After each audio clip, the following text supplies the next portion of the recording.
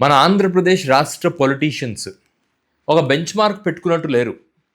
మనము ఏ స్థాయి వరకు దిగజారచ్చు, ఏ స్థాయి కన్నా నీచంగా మాట్లాడకూడదు, ఏ స్థాయి వరకు మనం బాధ్యతగా వ్యవహరించాలి సమాజం పట్ల అంటూ బెంచ్ మార్క్స్ ఏం పెట్టుకోలేదు. దీనికి రకరకాల కారణాలు ఉన్నాయండి. Maybe illiterate fellows, maybe ethically immoral fellows, ఇలా రకరకాల కేటగిరీలో వీళ్ళని ఉంచొచ్చు మనం. అంత హోప్లెస్ యాటిట్యూడ్ ఉన్నవాళ్ళు మాత్రమే ఏది పడితే అది మాట్లాడగలరు. That to on the floor of democratic temple called assembly. మన రాష్ట్రంలో ఇప్పుడు అసెంబ్లీ సెషన్స్ జరుగుతున్నాయి. దాదాపు 15 రోజులు అయ్యింది అనుకుంటా. ఒక్కటంటే ఒక్కటి పనికొచ్చే అంశం మనం డిస్కస్ చేయలేదు. చంద్రబాబు నాయుడు గారు దాదాపు ఒక 7-8 నెలల క్రితం లడ్డు అంశాన్ని లేవనెత్తి సమాజంలో ఒక అస్థిరతను నెలకొల్పాలన్న ఉద్దేశంతో కల్తీ జరిగింది అని ఒక అధికారిక ప్రకటన చేశారు. కల్తీ కూడా it is at multiple level. I don't want go in to that levels. అట్లా మల్టిపుల్ లెవెల్స్ లో కల్తీ జరిగింది. సో దీని గురించి ఒక చర్చ జరగాలి సమాజంలో. చంద్రబాబు నాయుడు గారు ఒక విత్తనం వేసేశారు. జనాలకు ఏదైనా కొత్తగా ఏదైనా ఒకటి జరిగినప్పుడు వాళ్ళు రిలీజియస్లీ కానీ, కల్చరల్లీ కానీ, ఫినాన్షియల్లీ కానీ థ్రెట్ లో ఉన్నారు అన్నప్పుడు వాళ్ళు దాన్ని నమ్ముతారు.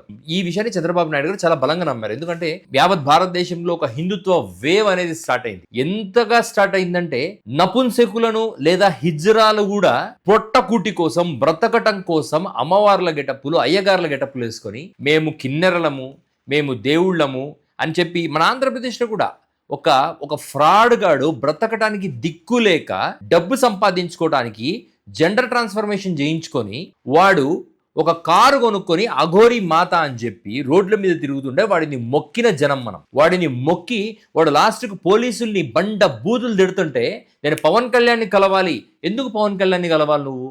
సనాతనవాది అని తాను ప్రొజెక్ట్ చేసుకున్న పవన్ కళ్యాణ్ని సనాతనవాణి అని ప్రొజెక్ట్ చేసుకోవడానికి ట్రై చేస్తున్న ఒక hijra, that intentionally became hijra, పోలీసులు తిడుతూ నేను పవన్ కళ్యాణ్ కలవాలని పవన్ కళ్యాణ్ కలవడానికి ప్రయత్నం చేసింది. తీరా కట్ చేస్తే వాడు ఒక ఫ్రాడ్, డబ్బున్నోళ్ళ దగ్గర డబ్బులు తీసుకుని పూజలు చేస్తానని చెప్పి నాటకాలు చేసి జైల్లో నూకితే ఇప్పుడు బయటకు వచ్చి ఆ హిజ్రాలతో కలిసి తిరుక్కుంటా హిందుత్వ వేవ్ నేపథ్యంలో హిజ్రాలు కూడా సమాజం మీద పడి దాడి చేసే పరిస్థితికి వచ్చింది. ఏ ధర్మంలో అయినా కానీ, ఇస్లాంలో కానీ, హిందూయిజంలో కానీ, క్రిస్టియానిటీలో కానీ మనకు తెలియని విషయాలను దేవుడనో దెయ్యమనో ప్రొజెక్ట్ చేసి మన దగ్గర నుంచి డబ్బులు లాగడమే ఎజెండాగా ప్రతి ధర్మంలో ఒక సెక్షన్ ఆఫ్ పీపుల్ తయారవుతున్నారు. ఇప్పుడు ఇండియాలో ట్రెండ్ ఏంటంటే ఈ హిందూ ధర్మాన్ని వాడుకోవడం ట్రెండ్.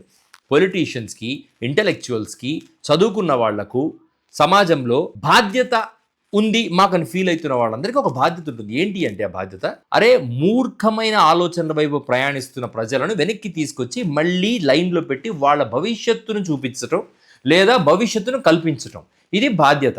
ఈ బాధ్యతలను నిర్వర్తించడంలో భాగంగానే మనం డెమోక్రసీని ఏర్పాటు చేసుకున్నాం. ఇప్పుడు మన భారతదేశంలో ఈరోజు మనం ఆర్య సమాజాన్ని చాలామంది పెళ్లిళ్ళకు వాడుకుంటూ ఉంటారు.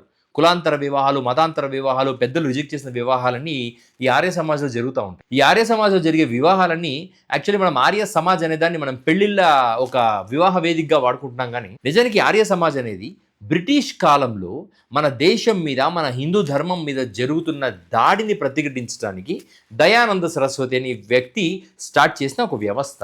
ఆ రోజు ఆయన పరాయి వాళ్ళు మన దేశాన్ని పరిపాలిస్తున్నారు, మన జాతి మనం వెనక్కి తెచ్చుకోవాలి అని చెప్పి ప్రజాస్వామ్య విలువలు మనకు లేని రోజుల్లో, మనకు సంఖ్యలతో బంధించిన రోజుల్లో గో బ్యాక్ టు వేదాస్ అని ఆ రోజు ఆయన పిలుపిచ్చాడు. కానీ ఆ రోజుల్లో బ్రిటిషర్స్ ని ఎదిరించడానికి వాడిన ఆ దయానంద సరస్వతి గారు వాడిన ఆర్య సమాజం కూడా it was never against another religion. Go back to Vedas అని చెప్పడంలో కూడా ఆయన కేవలం క్లాస్లెస్ సొసైటీని చూడాలనుకున్నారు. అంటే ఆ రోజుల్లో చదువు తక్కువ ఉండి ఒక గుడ్డివాడి దగ్గర విద్య అభ్యసించిన ఒక స్వామీజీ కూడా సమాజాన్ని విచ్ఛిన్నం చేసే ఆలోచన చేయలేదు ఆర్య సమాజ్ రూపంలో.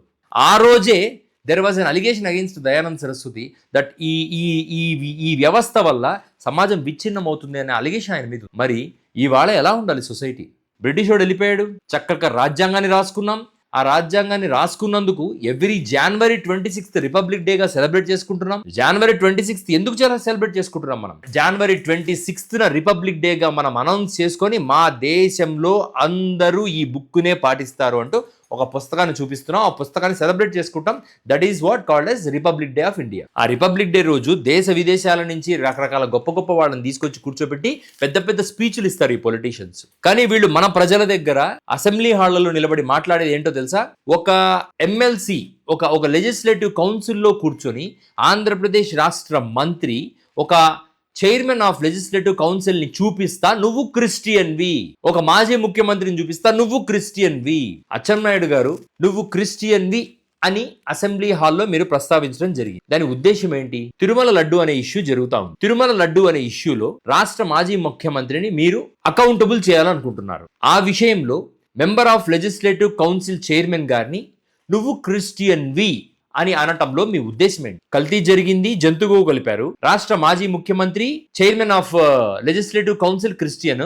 ఈ 3 విషయాలను ఒకేసారి స్పందించటం, ఈ 3 విషయాలను అసెంబ్లీ హౌస్ లో ఒకేసారి మీరు ప్రస్తావించటం, దీన్ని ఏమనుకోవాలి? మీరు మళ్ళీ చాలా తెలివిగా మీరు క్రిస్టియన్స్ కావచ్చు, తప్పులేదు, నేను ఏ దేవుణ్ణి అనట్లేదు. ఈ ఏ దేవుణ్ణి మీరు అన్నా కూడా ఎవరు ఇక్కడ బాధపడడానికి ఇక్కడ ఇదేం ఆంధ్రప్రదేశ్ వాటికన్ సిటీ కాదు. కానీ ఒక క్రిస్టియన్ ముఖ్యమంత్రి కావచ్చా కాకూడదా అనేది జనాల్లో పెట్టాలనుకుంటున్నారా మీరు? ఒక క్రిస్టియన్ లెజిస్లేటివ్ కౌన్సిల్ చైర్మన్ కావచ్చా కాకూడదా అనేది జనాల్లో పెట్టాలనుకుంటున్నారా? రాజశేఖర్ రెడ్డి గారు బతికున్న రోజుల్లోనే 7 కొండల్ని 2 కొండలు చేశారు అన్న విషయాన్ని మీరే ప్రాపగండా చేశారు. కానీ నెక్స్ట్ ఎలక్షన్ లో మీరు ఆయన ఓడగొట్టగలిగారా? లేదే. ఆయన మీ మీద ఆ రోజు ఉమ్మడి ఆంధ్రప్రదేశ్లో అంత వ్యతిరేకతతో, అంత మహాఘట్ కూటమిలో కూడా మీరు అతను గెలిచి ప్రభుత్వాన్ని ఏర్పాటు చేశాడు. ఆ రోజుకి ఈ రోజుకి ఏం మారింది? రాజశేఖర రెడ్డి గారు మన మధ్య లేరు, కానీ జనాలైతే మారలేదు కదా. ఈ దేశంలో ప్రతి ఒక్కరికి క్రిస్టియన్ ఫ్రెండ్స్ ఉన్నారు, ప్రతి ఒక్కరికి ముస్లిం ఫ్రెండ్స్ ఉన్నారు, ముస్లిమ్స్ని పెళ్లిళ్ళు చేసుకుంటున్నారు, క్రిస్టియన్స్ని పెళ్లిళ్ళు చేసుకుంటున్నారు. ఎందుకు అంటే క్రిస్టియన్స్ ముస్లిమ్స్ ఈ దేశం వారే. క్రిస్టియన్స్ ముస్లిమ్స్ ఈ దేశంలో ఉంటూ ఈ దేశంలో ఈ మతంలోని అట్రాసిటీస్ ని భరించలేక వేరే మతాన్ని తీసుకోవాల్సి వచ్చింది బలవంతంగా. వాళ్ళేం ఇంటెన్షనల్ గా తీసుకోలేదు, వాళ్ళకి హిందూ ధర్మం మీద వచ్చిన కోపం వల్ల తీసుకోలేదు. వాళ్ళ ముత్తాతలు మునిముత్తాతలు ఈ హిందూయిజంలో జరిగిన అట్రాసిటీస్ ని భరించలేక ఫినాన్షియల్ స్టెబిలిటీ కోసం, ఎడ్యుకేషనల్ బెనిఫిషియల్ కోసం క్రిస్టియానిటీ తీసుకున్నారు, ఇస్లాం తీసుకున్నారు. మీరు ఒక పని చేయండి, అఫీషియల్ గా మోడీ గారితో మాట్లాడి ఈ కంట్రీ కాన్స్టిట్యూషన్ లో మార్పులు తీసుకొచ్చి make it A Hindu nation and you make everyone convert into Hinduism so that అందరు హిందువులు ఉంటారు. అప్పుడు మనం కులాలతో కొట్లాడుకుందాం, ఈ మతాల కొట్లాటలు ఆపేద్దాం. మీకు అది చేత కాదు. అసెంబ్లీలో మీరు ఒక లెజిస్లేటివ్ కౌన్సిల్ చైర్మన్ ని మీరు క్రిస్టియన్ అని చెప్పటం మీకు సిగ్గుగా అనిపించడం లేదా? జగన్మోహన్ రెడ్డి గారి కుటుంబాన్ని అంటున్నారు, దాన్ని మీరు రాజకీయంగా చూస్తాం. కానీ ఒక నిమ్న జాతి వాడు చైర్మన్ స్థాయికి ఎదిగి ఆ సీట్లో కూర్చున్నప్పుడు అతన్ని నువ్వు క్రిస్టియన్ అని మెన్షన్ చేయటం అతన్ని హర్ట్ చేసిన వారు కాదా? ఇవాళ మన దేశంలో తక్కువ జాతి అని చెప్పబడుతున్న చాలా మంది ఎందుకు క్రిస్టియానిటీలో ఉన్నారు? బికాస్ ఈ హిందూ ధర్మంలో వేదాలను వింటే కూడా చెవులో సీసం పోసిన సంఘటనలు జరగలేదా? అటువంటి వాళ్లకు ఇంగ్లీష్ ఎడ్యుకేషన్ చెప్పించి ప్రపంచ జ్ఞానం అందించే వాళ్ళని కోటీశ్వర్లను ఈరోజు చేయలేదా క్రిస్టియానిటీ? రూట్ కాజ్ ఎక్కడుందో ఐడెంటిఫై చేయరా? ఇతర మతాల వాళ్ళపై దాడి చేసి వాళ్ళని సఫకేట్ చేయాలనుకుంటున్న చర్య చేశారు చూసారా మీరు? That is highly unacceptable. ఈ దేశ ప్రజాస్వామ్య వ్యవస్థలో మీలాంటి వాళ్ళు ఉండడానికి అర్హులా కారా? నిమ్న జాతి వాడిని నువ్వు క్రిస్టియన్ అని చెప్పి అతన్ని అవమానించే ప్రక్రియ మీరు పెట్టుకున్నారు చూసారా? అది very bad on your part. ప్రజలందరిలో క్రిస్టియన్స్ ద్వారా హిందూ ధర్మానికి లడ్డూ రూపంలో అపవిత్రం చేస్తున్నారు, వీళ్ళు హిందూ ధర్మంపై దాడి చేస్తున్నారని చెప్పి ప్రజల్ని రెచ్చగొట్టడానికి ఇక్కడ ప్రతిపక్షంలో బ్రిటిష్ వాళ్ళు లేరు, తురుష్కులు లేరు. ఇది ప్రజాస్వామ్య దేశం. ప్రజాస్వామ్య దేశంలో మీలాంటి వాళ్ళు మాట్లాడటానికి కూడా రాకపోతే, మీలాంటి వాళ్ళు ప్రజల మనోభావాలతో ఆడుకుంటూ ఉంటే ఈ దేశానికి ద్రోహం చేసిన వాళ్ళ లిస్టులో ఫస్ట్ ఎవరు ఉన్నారంటే మీలాంటి రాజకీయ నాయకులే.